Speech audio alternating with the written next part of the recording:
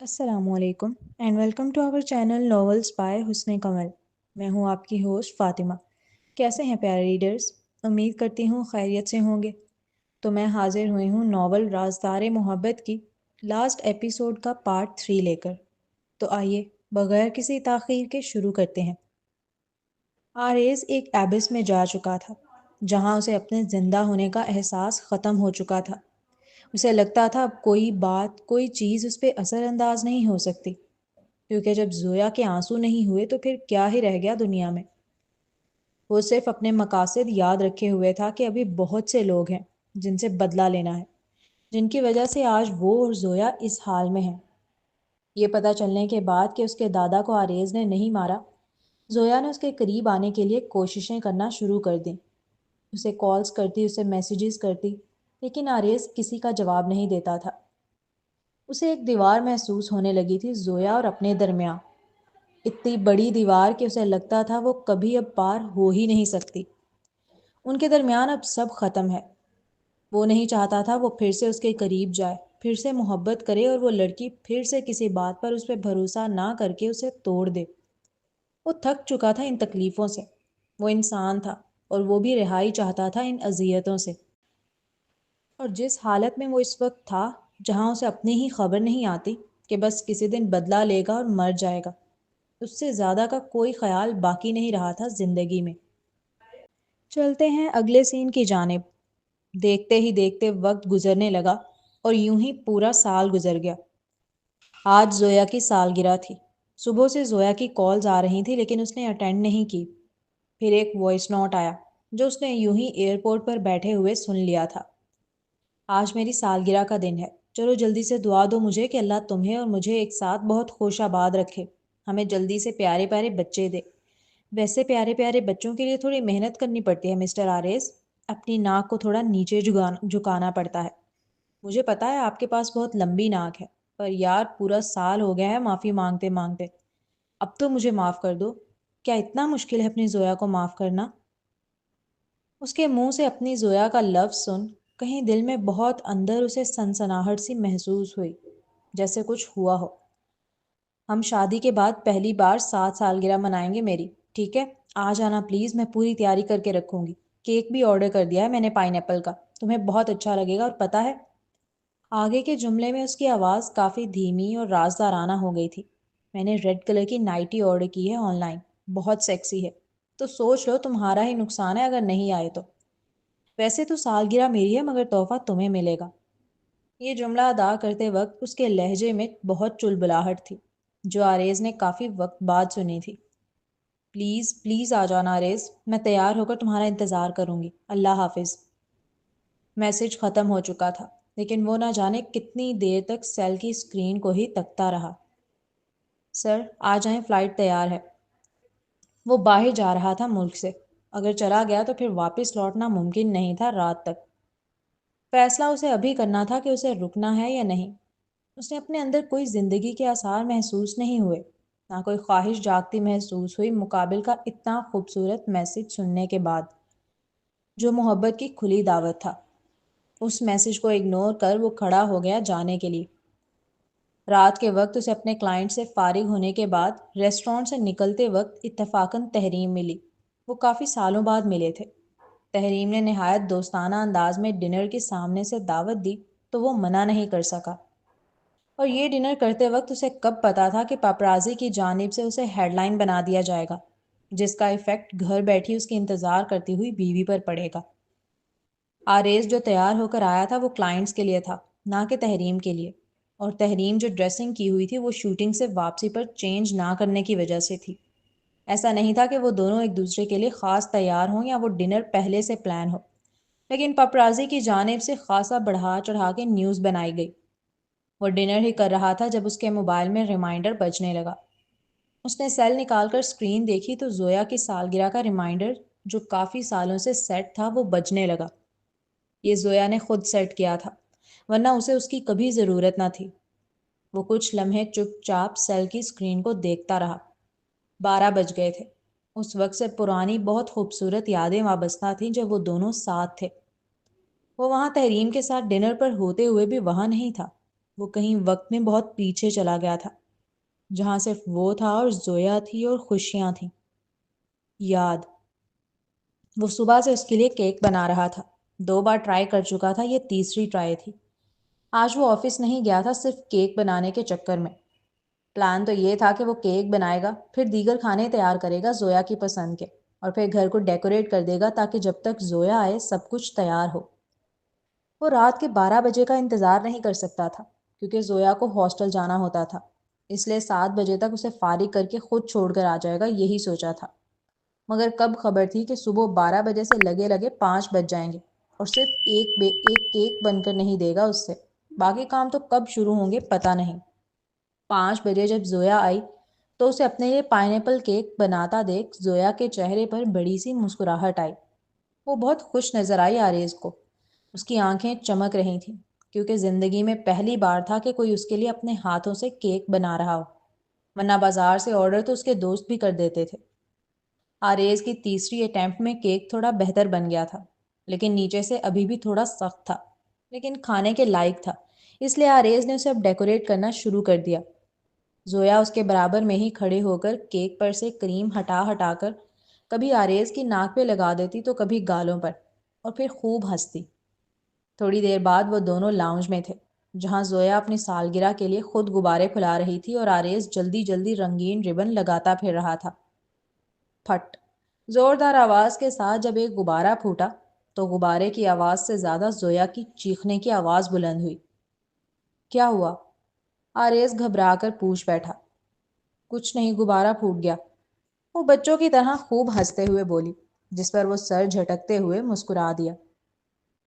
اب اگلا سین۔ میں کھانے آرڈر کر رہی ہوں باہر سے۔ زویا اس کی جانب دیکھ اس کا سیل اٹھاتے ہوئے بولی۔ اس کی ضرورت نہیں ہے، میں خود تیار کروں گا، سارا سامان لے کر آیا ہوں میں۔ مقابل فوراً احتجاجاً گویا ہوا، ساتھ ہی بیلون کو دیوار پر چپکانے لگا جس پر ہیپی لکھا ہوا تھا۔ مجھے 7 بجے تک جانا ہے، آلریڈی 6 بجنے کو آ رہے ہیں، تم کھانے بنانے کھڑے ہو جاؤ گے تو سارا وقت اسی میں لگ جائے گا، چھوڑ دو، باہر سے آرڈر کر لیتے ہیں۔ چلو ٹھیک۔ ہلکی سی مایوسی کی رمق تھی اس کے لہجے میں، جسے زویا نے محسوس کر لیا تھا۔ کیا ہو گیا؟ میں کل آ جاؤں گی نا، تم کل بنا لینا کھانے میرے لیے، بس۔ وہ اسٹول پہ چڑھا ہوا تھا بیلونز لگانے کے لیے۔ زویا اس کے پاؤں پکڑ کر اپنا سر اس سے لگاتے محبت سے بولی، جس پر آریز اسے اپنے پاؤں سے چمٹ کر پیار سے کہتا دیکھ ہلکا سا مسکرایا۔ Happy birthday to you, happy birthday to you, happy birthday Miss Zoya, happy birthday to you. گھر کی تمام لائٹس آف تھیں، ایک موم بتی کی روشنی میں اس کا چاند سا چمکتا ہوا چہرہ الگ ہی نمایاں تھا۔ اس کی آنکھوں کی چمک، اس کے چہرے کی مسکراہٹ، ہر چیز آریز کی آنکھوں میں آج بھی رچی بسی سی تھی۔ چلو لاؤ جلدی سے میرا گفٹ دو اب۔ اس نے اپنا ہاتھ آریز کے آگے کیا، جس پر بجائے گفٹ رکھنے کے آریز نے نہایت معصومیت کے ساتھ اپنی ٹھوڑی رکھ دی۔ اس نے ایک ریل پر یہ سین دیکھا تھا، جہاں ایک ہسبینڈ اپنی وائف کو گفٹ کے طور پر اس طرح عمل کر کے خود کو پیش کرتا ہے۔ اس میں دکھایا گیا تھا کہ وائف بہت خوش ہوتی ہے، اس لیے زویا کو خوش کرنے کے لیے اس نے بھی یہی عمل کیا۔ اس کے معصومانہ اور پیارے عمل پر زویا الٹے ہاتھ کو منہ پر رکھ کر شرمانے والے انداز میں ہنسنے لگی۔ آریز، کیا میں اچھا تحفہ نہیں ہوں؟ نہایت معصومانہ سوال کیا۔ میری پوری زندگی کا بہترین تحفہ ہو۔ اس کی ناک سے اپنی ناک اور پیشانی سے اپنی پیشانی ملا کر نہایت نرمی اور محبت سے کہا۔ حال آریز، وہ تحریم کی آواز تھی جس نے اسے پرانی یادوں کے دریا سے باہر نکالا تھا۔ وہ پرانی یادوں کے دریا سے نکلا ضرور تھا، لیکن رہنا اسی میں چاہتا تھا، اسی لیے تحریم سے ایکسکیوز کر کے وہ گاڑی میں آ کر بیٹھ گیا۔ گاڑی ہوٹل کی جانب رواں دواں تھی جب اسے کال آئی۔ وہ کال بھی اسے جیسے ڈسٹرب کرتی معلوم ہوئی۔ اس نے سیل کی اسکرین دیکھی، کال شرینی آنٹی کی آ رہی تھی۔ اس نے ڈسکنیکٹ کر دی یہ سوچ کر کہ ضرور زویا کال کروا رہی ہوگی ان سے۔ عجیب بات تھی نا، وہ دماغی اور دلی طور پر تھا زویا کے ساتھ ہی، مگر زویا سے بات نہیں کرنا چاہتا تھا۔ وہ اپنی پرانی زویا ڈھونڈ رہا تھا۔ ہوٹل پہنچنے کے بعد وہ گاڑی سے اترنے لگا تو شیرینی آنٹی کی کال وسیع کو آئی۔ کال سننے کے بعد کچھ لمحے تو وسیع ہل تک نہ سکا، وہ صرف آریز کو دیکھتا رہا۔ اسے محسوس ہو گیا تھا کہ کچھ ہوا ہے۔ اس نے ابرو چکا کر اشارتاً پوچھا، کیا ہوا؟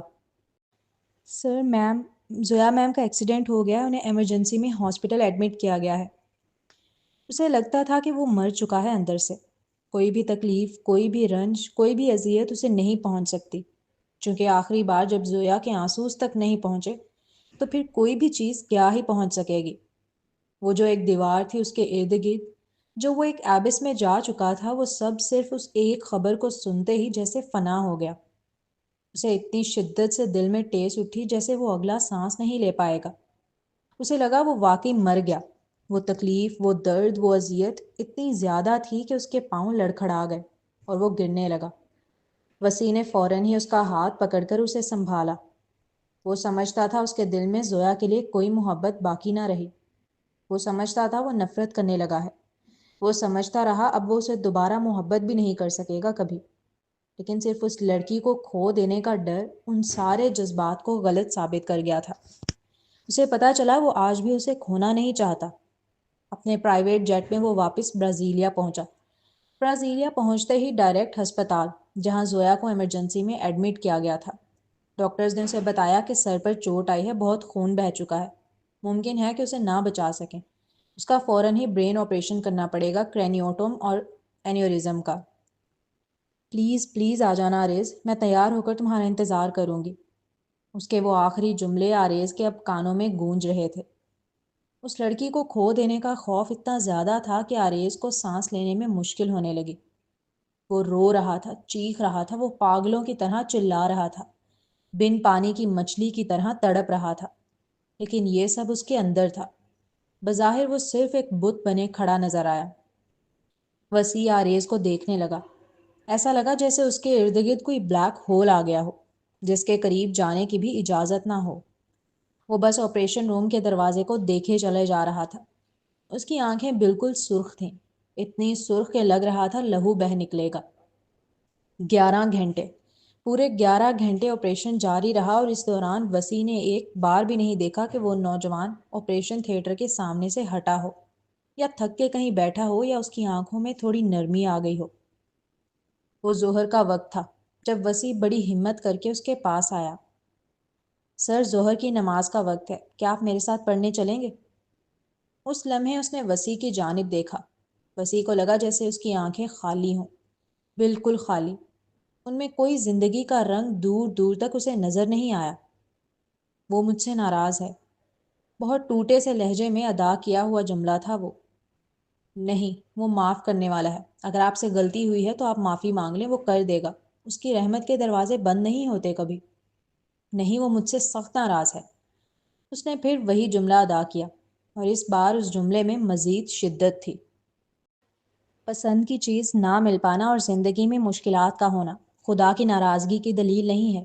میری امی کہتی ہیں وہ جن سے محبت کرتا ہے، جنہیں اپنی نظر میں خاص رکھتا ہے، انہی پر مشکلات ڈالتا ہے، ورنہ وہ تو بڑا بے نیاز ہے۔ جب اتنی بڑی دنیا کا بنانے والا آپ پر نظر خاص کیے ہوئے ہے تو پھر اس نظر خاص کا شکر ادا کیجیے، نہ کہ انہیں اپنے شکووں میں برباد کیجیے۔ چلے نماز پڑھتے ہیں، وہاں مانگ لیجیے گا جو مانگنا چاہتے ہیں۔ وسیع آخری جملہ معنی خیزی سے ادا کر رہا تھا۔ مجھے مانگنا نہیں آتا۔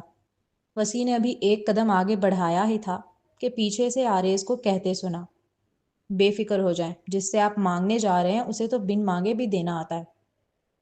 وہ موت اور آتنک کا دوسرا نام بلیک ٹائیگر، وہ لوگوں کو لمحہ بھر میں موت کے گھاٹ اتار دینے والا، وہ بڑے بڑے بادشاہوں کو تخت سے اتار دینے والا، وہ لوگوں کو اپنے اشاروں پہ نچانے والا، وہ لوگوں کی زندگیوں کو عروج سے زوال تک لانے والا بلیک ٹائیگر اپنی جان سے پیاری بیوی کو موت کے قریب جاتے ہوئے بے بسی کی مورت بنے دیکھ رہا تھا آج۔ انسان کتنا بھی طاقتور ہو جائے، ہوتا بے بس ہی ہے، اور اس بے بسی کی انتہا کو اس لمحے جانا تھا بلیک ٹائیگر نے۔ برازیل کے سب سے بڑے ہسپتال میں اس وقت زیر علاج تھی اس کی بیوی۔ وہاں کے سب سے بڑے سرجن اس کا علاج کر رہے تھے، لیکن زندگی دینے کا وعدہ کوئی نہیں کر سکتا تھا۔ وہ واپس صحیح سلامت اس کے پاس آئے گی، اس کا دعویٰ کوئی نہیں کر سکتا تھا۔ وسیع نے اعتماد دلایا۔ وہ مانگنے کا عادی نہیں تھا، بچپن سے کسی کے آگے جھکنے کا عادی نہیں تھا۔ اسے لگتا تھا کوئی چیز ایسی ہے ہی نہیں جسے وہ خود حاصل نہیں کر سکتا۔ آج تک وہ ایک سرکشی کی زندگی جیتا آیا تھا اپنے اصول و ضوابط پر، اپنی مرضی پر۔ وہ بھول گیا تھا طاقت کے نشے میں۔ ہے وہ آخر ایک انسان ہی، مٹی کا بنا، اور مٹی کے بنے لوگوں پر تکبر کی چادر اچھی نہیں لگتی۔ اور پھر کس بات کا تکبر؟ کیا وہ مردہ کو زندہ کر سکتا ہے؟ کیا وہ مریضوں کو شفا دے سکتا ہے؟ کیا وہ اپنی ہی بیوی کو بچا سکتا ہے؟ کچھ بھی تو نہیں کر سکتا۔ پھر یہ اکڑ کیسی؟ پھر یہ انا کیسی؟ پھر یہ تنا سر کیسا؟ پھر یہ سرکشی کیسی؟ تکبر جس کی چادر ہے اسی پہ جچتی ہے۔ بہتر یہی ہے انسان بن کر آیا ہے تو انسان بن کر ہی رہے، اس کے آگے جھکے جو زندگی اور موت پر قادر ہے، کیونکہ وہی واپس لوٹا سکتا ہے اسے جو اس کی زندگی ہے، جس سے اس کی سانسیں وابستہ ہیں۔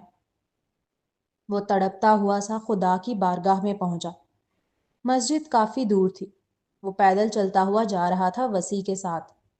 اس کا ہر قدم بھاری تھا اور ہر قدم نادم، ندامت جیسے پور پور میں تھی۔ وہ جب مسجد میں داخل ہوا تو ہر کوئی اسے ایسے دیکھ رہا تھا جیسے دنیا کا 8واں عجوبہ۔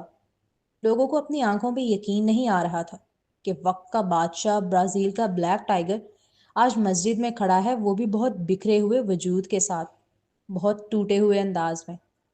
جھکی ہوئی نظروں کے ساتھ داخل ہوا تھا وہ مسجد میں۔ لوگوں کی حیرت کی انتہا نہیں تھی۔ کچھ تو موبائل لے کر اسی وقت ویڈیوز بنانے لگے، جبکہ وہ نوجوان، وہ بس ٹرانس کی سی کیفیت میں تھا۔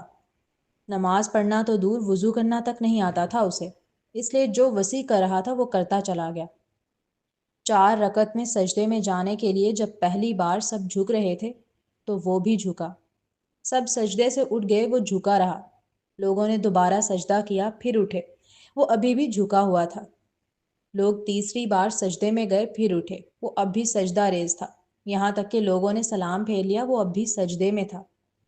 اس لمحے وسیع اس کے برابر میں ہی تھا۔ اس نے پورا بلیک ٹائیگر کو لرزتے ہوئے دیکھا۔ وہ رو رہا تھا۔ اس کی گھٹی گھٹی سی آوازوں کو وہ سن سکتا تھا۔ اے میرے رب، مجھے مانگنا نہیں آتا، مگر تجھے دینا آتا ہے۔ مجھے میری زویا لوٹا دے۔ میں نہیں جی سکتا اس کے بغیر، مجھے جینا ہی نہیں آتا۔ میں اسے پانے کے لیے زمین آسمان ایک کر چکا ہوں، مگر وہ مجھے نہیں ملتی۔ میں جتنی کوشش کرتا ہوں اتنی وہ مجھ سے دور چلی جاتی ہے۔ شاید مجھے غرور تھا کہ میں اسے خود حاصل کر لوں گا، لیکن آج میرا یہ غرور اور سر دونوں تیرے آگے جھکا ہوا ہے۔ میں کبھی کسی کے آگے نہیں جھکا سوائے تیرے۔ مالک، غرور تیری چادر ہے، تجھی پہ جچتی ہے۔ میں تو ایک بہت بے بس سا انسان ہوں۔ مجھے نہیں پتا میں ایسا کیا بولوں یا کیا کروں جو تجھے پسند آ جائے اور تو مجھے میری زویا لوٹا دے۔ میں بہت ہارا ہوا سا آیا ہوں، بہت ٹوٹا ہوا سا۔ تیرے علاوہ کوئی سہارا نہیں ہے میرا۔ تو کہتا ہے نا مجھ سے مانگو میں دوں گا۔ مالک، میں تجھ سے مانگ رہا ہوں، مجھے دے دے، مجھے میری زویا دے دے۔ چلتے ہیں اگلے سین کی جانب۔ اس لڑکی کے خطرے سے باہر ہونے کی اطلاع جیسے جسم میں نئی روح پھونک گئی تھی آریز ملک کے، لیکن ساتھ ہی ڈاکٹر نے بتایا کہ وہ کومے میں چلی گئی ہے۔ وہ کوما میں پڑی لڑکی کیا جانے کیسے کوئی اس کی خاطر دن رات دعائیں مانگتا رہتا تھا، بس دیوانوں کی طرح اس کے وجود کو نہارتا رہتا تھا۔ وہ گھر نہیں جاتا تھا۔ اس کی ضروریات کا سارا سامان آہستہ آہستہ زویا کے کمرے میں ہی شفٹ ہو گیا تھا۔ کچھ دنوں بعد وہ زویا کو گھر لے گیا، لیکن گھر کی خاموشی اسے مزید کاٹنے لگی۔ وہ گھر گھر نہیں لگتا تھا زویا کے بغیر۔ آریز کی شروع سے کوئی کمزوری نہیں تھی انڈر ورلڈ میں۔ اس کے دشمن بڑے وقت سے اس کی کمزوری تلاش کر رہے تھے، لیکن جب سے اس کی مسجد میں جانے کی ویڈیو وائرل ہوئی اور ساتھ ہی اس کی بیوی کے ایکسیڈنٹ اور کومے میں جانے کی خبر پھیلی، تب سے لوگوں کو پتہ چلا کہ آریز اپنی بیوی سے کتنی محبت کرتا ہے۔ یہ بات جیسے جنگل میں آگ کی طرح پھیلی اور آئے دن زویا پر اٹیک ہونے لگے۔ وہ کومے میں تھی، وہ خود کو پروٹیکٹ تک نہیں کر سکتی تھی۔ اس وقت آریز بہت پریشان ہو گیا۔ ایک بار تو باقاعدہ اس نے خود ایک نرس کو پکڑا جو زویا کو زہر کا انجیکشن دے رہی تھی۔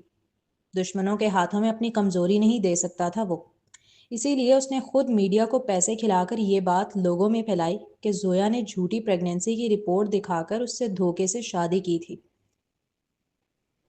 ورنہ اس کی شادی تو تحریم مغل کے ساتھ ہونے والی تھی جس سے وہ شدید محبت کرتا تھا۔ وہ دونوں تو شادی کے کپڑے تک ڈیزائن کروا چکے تھے۔ 3 سال سے وہ اس دھوکے باز عورت کو جھیل رہا ہے اور صرف اس سے طلاق چاہتا ہے اب، تاکہ اس سے طلاق لے کر اپنی محبت کے پاس واپس جا سکے۔ مگر وہ مکار عورت جھوٹے ایکسیڈنٹ کا ڈرامہ کر کے کومے میں جانے کا ناٹک کر رہی ہے تاکہ آریز اسے طلاق نہ دے سکے۔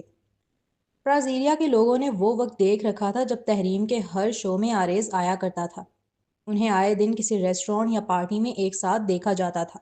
ان کی شادی کی خبریں ہر وقت نیوز میں گردش کرتی تھیں۔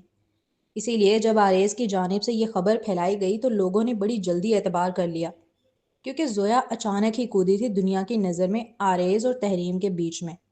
اس سے پہلے تو انہوں نے زویا کا نام تک نہیں سنا تھا آریز ملک کے ساتھ۔ اگر تحریم کے ساتھ جا کر ایک دو تصویریں ریسٹورانٹ میں بنوا لینے سے اس کی بیوی کی جان محفوظ رہ سکتی تھی تو کیا برائی تھی اس میں؟ ایسا نہیں ہے کہ تحریم کو پتہ نہیں تھا کہ آریز صرف زویا کو پروٹیکٹ کرنے کے لیے اسے استعمال کر رہا ہے۔ باقاعدہ کانٹریکٹ تھا ان کے درمیان۔ زویا کو آریز کی نظروں میں گرانے کے لیے اس نے اپنی انگلیاں تو تڑوا لی تھیں، مگر آریز کو پھر بھی حاصل نہ کر سکی۔ جہاں اس کے ہاتھ سے ایک طرف آریز نکل گیا تھا، وہیں دوسری جانب اس کا پورا فیوچر بھی برباد ہو گیا تھا۔ وہ پیانو نہیں بجا سکتی تھی، جس کے بعد اس نے اپنے خوبصورت چہرے اور فگر کا استعمال کرتے ہوئے فلم انڈسٹری میں جانا چاہا، مگر وہاں پر بھی اسے چھوٹے موٹے رولز ہی ملا کرتے۔ اسی لیے جب آریز نے سامنے سے اچھی خاصی رقم کی آفر دی، ساتھ ہی تحفظ دینے کا بھی وعدہ کیا، تو وہ منع نہیں کر سکی۔ اسے پیسوں کی سخت ضرورت تھی۔ ساتھ ہی اس کے دل میں امید جاگی کہ اس ناٹک کے تھرو وہ دوبارہ آریز کے قریب آ سکے گی۔ زویا تو ویسے بھی کوما میں تھی اور کسی کو نہیں پتا تھا وہ اٹھنے والی ہے بھی یا نہیں، اور دل میں تو یہی آرزو تھی اس کے کہ زویا کبھی اٹھے ہی نہ۔ اب اگلا سین۔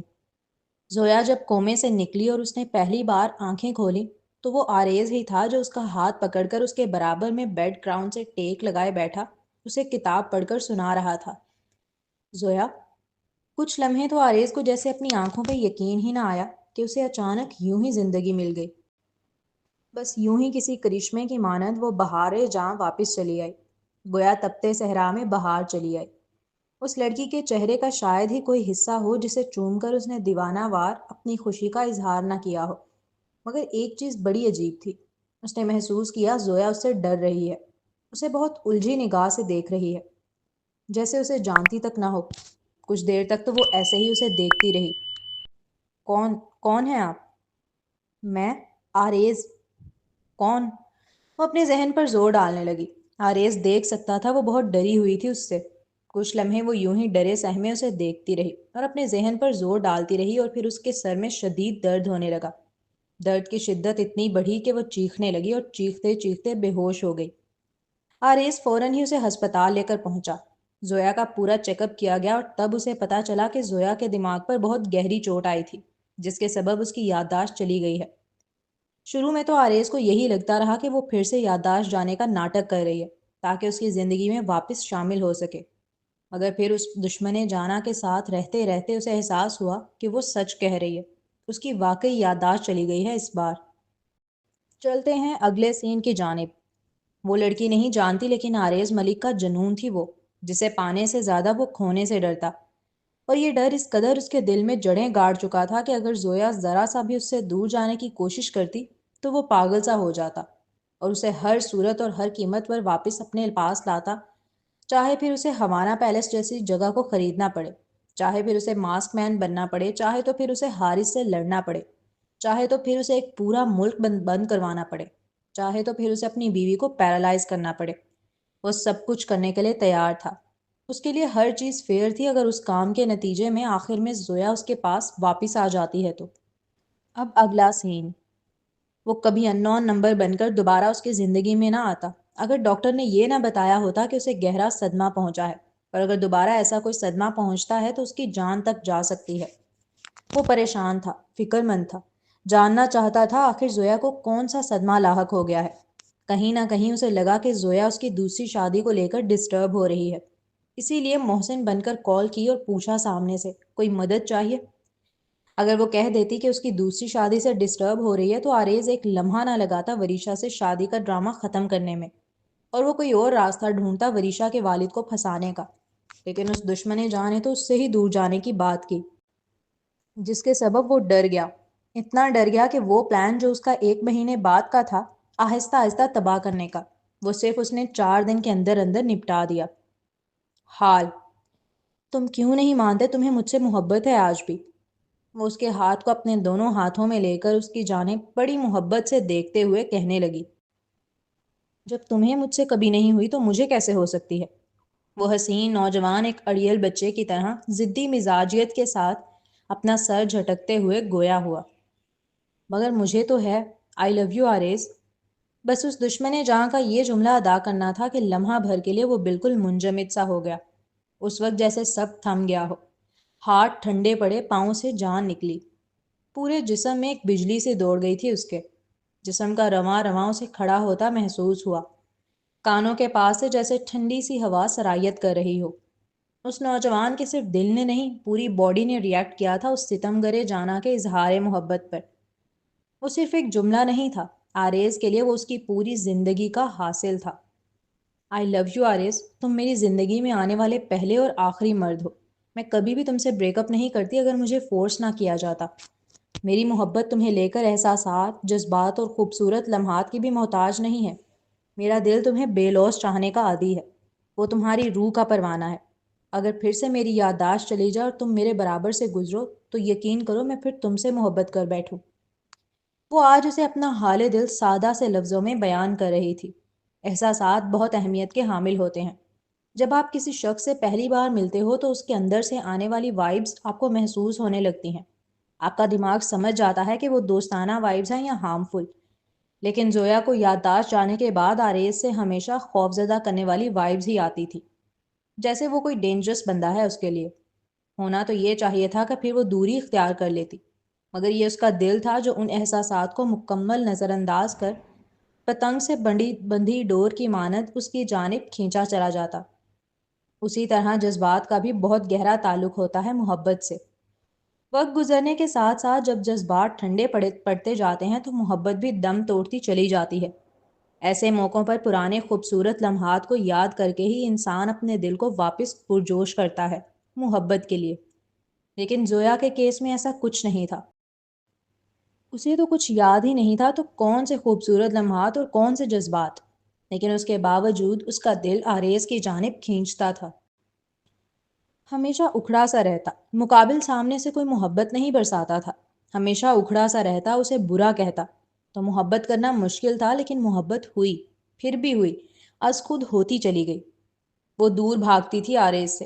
جہاں یہ ایک سچ ہے وہیں وہ آریز کے قریب کسی اور کو آتے برداشت نہیں کر پاتی تھی، یہ بھی ایک حقیقت ہے۔ زویا آریز کی آنکھوں کو گہرا ہوتا دیکھ رہی تھی، ان میں آنے والے جذباتوں کو دیکھ رہی تھی، اس کے لرزتے ہوئے ہونٹوں کو دیکھ رہی تھی۔ وہ جو الٹا ہاتھ اس نے پکڑا ہوا تھا اسے ٹھنڈا پڑتا محسوس کر رہی تھی۔ وہ جانتی تھی مقابل محبت کرتا ہے، تبھی تو آج سامنے سے خود کہنے کی ہمت کر سکی تھی۔ میں تو بہت محبت کرتی ہوں آریز، کیا تم کرتے ہو؟ اس نے پھر سوال کیا۔ ہاں ہاں، میں محبت کرتا ہوں۔ وہ الفاظ جو دل میں کئی سالوں سے قید تھے آج انہیں آزاد کر وہ اپنی رازدار محبت کا اظہار کر چکا تھا۔ ابھی زویا نے اس لمحے کو جیا بھی نہیں تھا کہ پیچھے سے زوردار طریقے سے ان کی گاڑی ٹھوکی گئی۔ وہ حارث کی گاڑی تھی جس نے بڑا تیزی سے آ کر زوردار طریقے سے ان کی گاڑی کو ٹھوکا۔ ساتھ ہی اس نے کھڑکی کھول کر اپنا چہرہ باہر نکالا اور فاتحانہ مسکراہٹ چہرے پر سجائے آریز کو اشارتاً آخری سلام کیا۔ وہ جانتا تھا آریز سائیڈ مرر سے دیکھ رہا ہے، اور پھر گن نکال کر اس کی گاڑی کے ٹائر پر چلانے لگا۔ حارث، گاڑی میں زویا بھی ہے! معیز احتجاجاً حلق کے بل چیخا، جو اس کے برابر والی سیٹ پر بیٹھا ہوا تھا۔ اسی کی وجہ سے آریز زندہ ہے ابھی تک، ورنہ ایرک نے مار دیا تھا اسے۔ وہ چیختے ہوئے دھڑا دھڑ فائر چلاتا جا رہا تھا۔ اسے شدید غصہ تھا زویا پر کہ اس نے آریز کو کیوں بچایا ایرک سے۔ اب بچایا ہے تو بھگتے بھی۔ حارث اچھے سے واقفیت رکھتا تھا کہ زویا بھی گاڑی میں موجود ہے، لیکن آریز کو مارنے کا اس سے اچھا موقع نہیں ملنا تھا اسے۔ اسی لیے زویا کی جانب سے اس نے گویا آنکھیں موند لیں۔ گیہوں کے ساتھ گھن تو پستا ہی ہے، یہی سوچ کر اس نے اپنے دل کو تسلی دی۔ ٹائر ٹھس کی آواز کے ساتھ پھٹا، کیونکہ گاڑی بہت تیز رفتاری سے آگے جا رہی تھی اس کی، اس لیے ٹائر پھٹتے ہی سٹیپنی روڈ سے رگڑ کھانے لگا، جس کے نتیجے میں چنگاریاں نکلنے لگیں، اور ان چنگاریوں کے ساتھ ہی اس کی گاڑی مس بیلنس ہونا شروع ہوئی اور صرف 3-4 لمحوں میں بہت تیزی سے گھومی، جس کے نتیجے میں زویا تیزی سے خوفزدہ ہو کر چیخی۔ اور اس لمحے جب ان کی گاڑی کسی وقت بھی پلٹا کھا سکتی تھی تو آریز کے لیے مانو وقت رک گیا۔ اس کے لیے ان کی گاڑی اب ہوا میں آڑی ہو کر رکی ہوئی تھی، زویا چیختے ہوئے اسے ساکت حالت میں نظر آئی۔ پیچھے سے حارث کی گن ابھی بھی دھواں نکال رہی تھی اور وہ دھواں ہوا میں تحلیل ہوتے ہوتے رک گیا تھا۔ اسٹیپنی اور روڈ کے درمیان رگڑ کھانے پر جو چنگاریاں نکل رہی تھیں وہ تک اس لمحے منجمد ہو گئی تھیں۔ ہر چیز اس لمحے رکی ہوئی تھی۔ اگر کچھ چل رہا تھا تو وہ تھا صرف آریز کا دماغ اور ایک خوبصورت یاد جو اس لمحے اس کی آنکھوں کے پردے کے آگے لہرائی۔ مسٹر آریز، آپ کو اپنی وائف کا بہت خیال رکھنے کی ضرورت ہے، نہ صرف اس لیے کیونکہ ان کی جان کو خطرہ ہے، بلکہ اس لیے بھی چونکہ ایک ننھی سی جان ان سے وابستہ ہو چکی ہے۔ وہ شخص جو اپنی بیوی کی کریٹیکل سچویشن سن کر پریشانی کے عالم میں مٹھیاں بھیجے بیٹھا تھا، ڈاکٹر کا آخری جملہ سن یکدم اس کے احساسات اور جذبات بدل گئے۔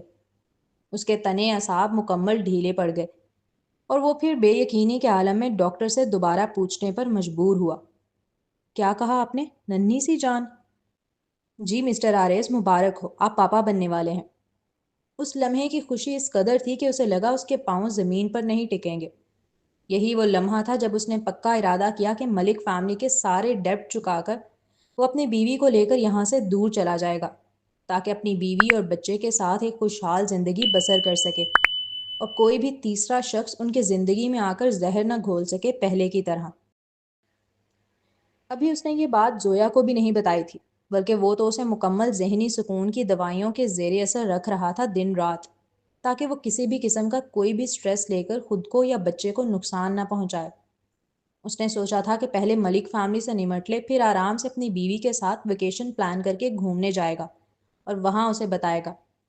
اس لمحے جب اسے پتا تھا کہ آگے صرف موت ہے، گاڑی جتنی سپیڈ سے آگے جا رہی تھی اور جتنی سپیڈ سے گھومی، بہت مشکل تھا ان کا زندہ بچ پانا۔ اس پل وہ جو ہمیشہ سے ارادہ رکھتا تھا کہ جئیں گے بھی ساتھ اور مریں گے بھی ساتھ، وہی شخص اپنے ہاتھ کی دونوں باہیں پھیلا کر زویا کو تیزی سے اپنے حصار میں قید کر گیا، مکمل پروٹیکٹ کرنے والے انداز میں، کہ اگر کچھ ہوتا ہے تو پہلے وہ آگے آئے تاکہ زویا بچ سکے۔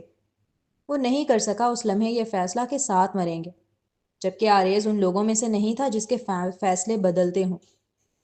لوگوں کا کہنا پتھر پہ لکیر ہوتا ہے، لیکن بلیک ٹائیگر کا صرف سوچ لینا پتھر پر لکیر کی مانند تھا، جسے بدلا نہیں جا سکتا۔ لیکن اس لمحے بدلا، کیونکہ اسے احساس ہوا کہ وہ زویا کو مرتے ہوئے نہیں دیکھ سکتا اپنی آنکھوں کے سامنے۔ اس کے زویا کو اپنے حصار میں لیتے ہی تھما وقت جیسے واپس چل پڑا ہو۔ گاڑی تیزی سے ایک کلابازی کھا کر روڈ سے نیچے کھائی کی جانب اتر گئی۔ کھائی میں ان کی گاڑی اتنی تیزی سے جا رہی تھی کہ کچھ سمجھ نہیں آ رہا تھا اس لمحے۔ زویا کا دماغ مکمل مفلوج ہو چکا تھا، ساتھ ہی وہ آریز کے مکمل حصار میں تھی، اس لیے دیکھ نہیں سکتی تھی کیا چل رہا ہے۔ لیکن جو گاڑی دھم دھم کرتی ہوئی اوپر نیچے ہو رہی تھی تیزی کے ساتھ، اسے محسوس کر سکتی تھی۔ آریز نے اس لمحے بھی حاضر دماغی برقرار رکھتے ہوئے زویا کی سائیڈ کا ڈور کھول کر اسے باہر دھکیل دیا۔ اچانک گاڑی سے گرنے کے سبب وہ کلابازی کھا کر ایک پتھر سے جا ٹکرائی۔ اس کے سر سے خون نکلنے لگا اور وہ اسی لمحے بے ہوش ہو گئی۔ تو جی جناب، یہ تھی آج کے ایپیسوڈ اور بہت برے موڑ پہ اینڈ ہوئی ہے۔ مطلب میں اتنی خوش تھی کہ اب فائنلی انہوں نے ایک دوسرے کو وہ کر دیا ہے۔ مطلب کہیں نہ کہیں ڈر تو تھا کہ حارث پہنچ جائے گا، لیکن اتنا برا کہ ساتھ میں اس نے زویا کو بھی نہیں دیکھا۔ وہی کہتے ہیں نا کہ انسان مفاد پرست ہے ہی، اینڈ آئی ہوپ کہ اب حارث کو اور مقدس کو ان کے کیے کی سزا ملے، ہم ان کا برا اینڈ دیکھیں۔ And I just hope, I just پرے کہ یہ دونوں زندہ بچ جائیں اور ایک اچھی زندگی گزاریں اور سکون والی۔ اب آریز بلیک ٹائیگر والی سیٹ چھوڑ دے، کیونکہ اس میں ہر لمحہ اس کو خطرہ ہے، وہ نہیں سکون سے زندگی گزار سکتا۔ آئی ہوپ کہ وہ بچ جائے بس۔ تو دیکھتے ہیں رائٹر نے ہمارے لیے کیا سرپرائز رکھا ہے۔ نیکسٹ ایپیسوڈ میں ملتے ہیں۔ آپ لوگ اپنے ریویوز دیں، زیادہ سے زیادہ شکایتیں تھوڑی کم کیا کریں، پلیز ریویوز دیا کریں اور چینل کو ضرور سبسکرائب کریں، بیل آئیکن بھی پریس کریں۔ ملتے ہیں نیکسٹ ایپیسوڈ میں، تب تک کے لیے اللہ حافظ۔